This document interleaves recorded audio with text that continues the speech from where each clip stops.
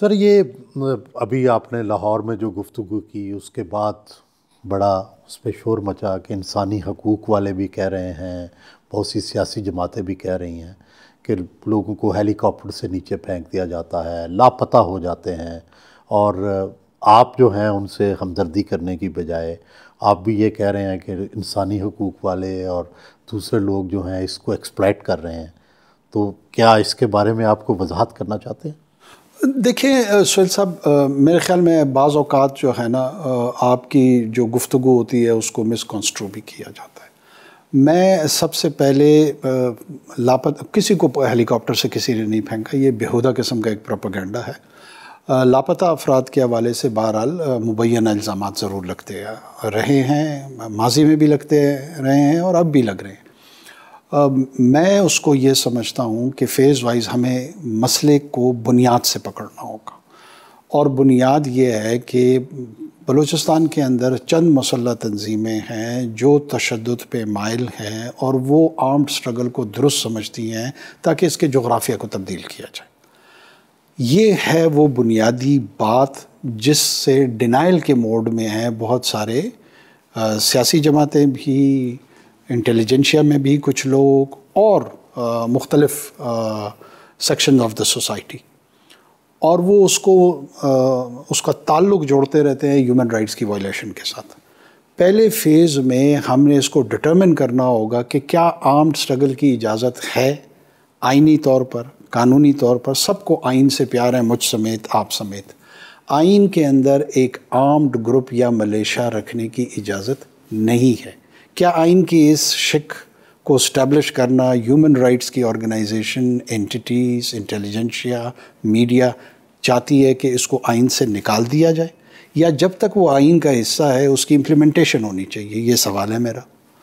दूसरा, ये जितनी भी ऑर्गेनाइजेशंस हैं इनको United states state department, UK, EU, China, ये तमाम की तमाम दहशतगर्द तंजीमें उन्होंने डिक्लेयर किया हुआ है, और इस डिक्लेरेशन के नतीजे में अगर कोई सपोर्ट उनकी साबित कितनी से होती है, वो अगर उन ममालिक में भी वो लोग मौजूद हैं उनको 20 साल तक कैद हो सकती है, और अगर मौत किसी की वाक़या होती है इन कार्रवाइयों के नतीजे में तो वो उम्र कैद तक जा सकती है सज़ा।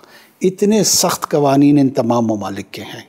वो तमाम के तमाम तो इनको दहशतगर्द तस्लीम करते हैं, लेकिन हमारे यहाँ एक तबका अभी तक उसको राइट मूवमेंट के तौर पर पोर्ट्रे करने में जो है ना जुड़ा हुआ है। मेरा इख्तिलाफ ये है। दूसरे स्टेज पे अब आ जाते हैं जहाँ एक ये तजवीज़ दी जाती है कि जी अगर किसी पे इल्ज़ाम है तो उनको अदालतों का सामना करना चाहिए। सज़ा पे तो आप मुतमईन नहीं हैं? देखिए, मैं नहीं हूँ मुतमईन। वजह मैं बता रहा हूँ आपको कि 90,000 अफराद यहाँ पे मारे गए हैं पूरे मुल्क में। मैं बलूचिस्तान की बात नहीं कर रहा था, वो भी मैं मिसकोट हुआ था। 90,000 लोग कत्ल हुए हैं, मारे गए हैं, 9 अफराद कन्विक्ट नहीं हुए हैं। तो निज़ाम में मसला है, ये निज़ाम तो डिलीवर नहीं कर रहा। तो निज़ाम तो आप चला रहे हैं, ठीक कर लें। बहुत अच्छी बात आपने की। क्या मैं पार्लियामेंट हूँ? अनवारुल्लाह काकड़ पार्लियामेंट है। अगर अनवारुल्लाह काकड़ पार्लियामेंट है तो मैं कल शाही फरमान जारी कर देता हूँ और तमाम ऑर्डिनेंस तो जारी हो सकता है। मेरी अर्ज़ सुन लें, ऑर्डिनेंस को भी विद कंडीशन है कि it has to go to the parliament. आप ये सवाल क्यों नहीं करते कि 20 साल से जो 3 पार्लियामेंट्स गुजरी हैं इन्होंने क्यों नहीं किया? जब आप मुझसे 3 माह में ऑर्डिनेंस की एक्सपेक्टेशन करते हैं। ट्रायल कोर्ट्स नहीं, समरी कोर्ट्स नहीं, एंटी टेररिस्ट कोर्ट्स नहीं। इसका मतलब यही हुआ कि ये मसला एड्रेस नहीं हो रहा। ये एग्जैक्ट वही बात है जो मैं कर रहा हूँ। इतना बड़ा मसला इसमें APS यहाँ पे हुआ, लॉ इन्फोर्समेंट एजेंसीज़ के लोग जो हैं शहीद हुए, आम लोग शहीद हुए, सियासतदान शहीद हुए, बेनज़ीर भुट्टो शहीद हुई, बिलोर शहीद हुआ, सिफत गयूर शहीद हुआ। पाकिस्तान ने अभी तक उनके लिए कवानीन वो नहीं बनाए जो इन कातलों को सज़ा दे सकें। तो आप बना लेते ना। मैं आपको अर्ज़ कर रहा हूँ, ये पार्लियामान का काम था, ये मेरी ज़ात का काम नहीं था। बाद में या निगरान पार्लियामेंट अप्रूव कर लेती। देखिए, मैं दोबारा अब आपके भी 4 महीने हो गए, इसकी अप्रूवल पार्लियामेंट देगी ना? 3 महीने से ज़्यादा की नहीं, इसकी कोई पार्लियामेंट अप्रूवल नहीं देगी। ये गलत फहमी है। जब तक नई हुकूमत नहीं आती इसकी कंटिन्यूएशन चल रही है। ये आइन में भी इबाम है, इस इबाम को भी नेक्स्ट टाइम दूर कर दें, बहुत बेहतर बात है। लेकिन आर्डिनेंस मैं लेकर आऊँगा मिसाल के तौर पे, फिर उसको फ़र्द वाहिद या निगरान हुकूमत के मैंडेट पे सवालात उठाएंगे। हमें तो ये कहते थे कि इनका ये मैंडेट नहीं है कि UNGA में जाएं, और इतनी बड़ी कानून साजी जो है ना वो हमसे एक्सपेक्ट करते हैं कि वो हम कर दें। हमारे तो ये कहते हैं कि प्राइवेटाइजेशन का मैंडेट इनका नहीं है, लेकिन वो काम जो असल आप कर दें, आप प्राइवेटाइजेशन कर दें। नहीं, वो बात दुरुस्त है, लेकिन असल वो काम जो पार्लियामान को करना चाहिए, जो पाकिस्तान का एग्जिस्टेंशियल थ्रेट था, उसके लिए कानून साजी नहीं हुई है। उसकी परफॉर्मेंस, उस पे जो सवाल है वो ज़रूर उठाने चाहिए। डिबेट पिछली जो गवर्नमेंट थी, जो इमरान खान की गवर्नमेंट थी, वो मुक्तदरा की मर्जी से आई। कहते हैं एक कर्नल साहब पार्लियामेंट को चलाते थे, उस वक्त पास कर लेते।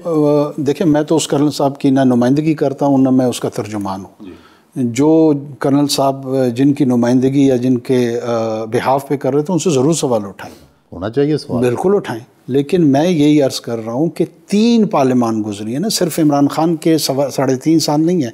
क्या वो उन 3.5 साल में हमें टेररिज्म का सामना था? हम तो 2008 ऑनवर्ड, याद है ना कि टेररिज्म के बारे में कौमी असम्बली ने करारदादें पास की, सारे सियासतदानों ने बैठ के मैंडेट दिया। वो भी तो याद करें कि दहशतगर्दी, क्रिमिनल जस्टिस सिस्टम फंक्शन नहीं कर रहा, ये एक स्टैब्लिश्ड फैक्ट है। उसको किसने एड्रेस करना था, उस पर बात करें। मैं तो ये अर्ज़ कर रहा हूँ, अगर पाकिस्तान की मुक्तदरा की पॉलिसियाँ इतनी ही अच्छी हैं या रही हैं, तो फिर पाकिस्तान का आज ये हाल क्यों? देखें, पाकिस्तान के जो गवर्नेंस के इश्यूज़ हैं उसमें ये सिविल मिलिट्री रिलेशन का जो इम्बैलेंस है, ये हमेशा से मौजूद सुखन भी रहा है, डिबेट में भी रहा है, और इसमें मुख्तलिफ़ लोगों की मुख्तलिफ आरा हैं। मैं भी इस पर अपनी राय रखता हूँ। डेमोक्रेसी में 2 असूल हैं जो मेरे ख़्याल में उनको मद्देनज़र रखना चाहिए। एक असूल है कि the change of the government has to be through ballot. आप ताकत के बलबूते पे जो है ना हुकूमत हासिल नहीं कर सकते। उसके लिए जो मरवजा तरीक़ाकार जमहूरियत ने दिया है वो वोट का दिया है कि आप बैलेट के थ्रू हुकूमत तब्दील करें और पीसफुल ट्रांसफॉर्मेशन ऑफ पावर हो। उसके साथ साथ इस निज़ाम ने परफॉर्म भी करना है। Performance of democracy, accountable government, ये 2-3 ऐसी इस्तिलाहें हैं जो कि अब मगरबी जमहूरियत में उसका तस्करा हर आए दिन होता है। अगर आप ये कहते हैं कि एक असूल को तो मैं रिलीजियसली फ़ॉलो करूँगा, मज़हब की हैसियत दे दूँगा, और जो दूसरा असूल उसका है जो परफॉर्मेंस ऑफ डेमोक्रेसी है, उसके मुताबिक मैंने गुफ्तगू ही नहीं करनी।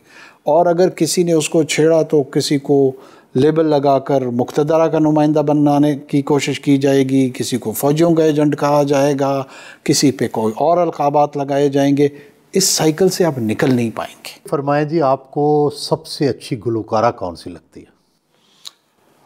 बेगम अख्तर। अच्छा, बेगम अख्तर फैज़ाबादी जी। ये फरमाएं कि एक्ट्रेस कौन सी अच्छी लगती है? फिल्में भी तो देखी होंगी आपने। जी हाँ, क्यों नहीं। मैं जूलिया रॉबर्ट्स एक ज़माने में मुझे बहुत मेरी पसंदीदा अदाकारा थी।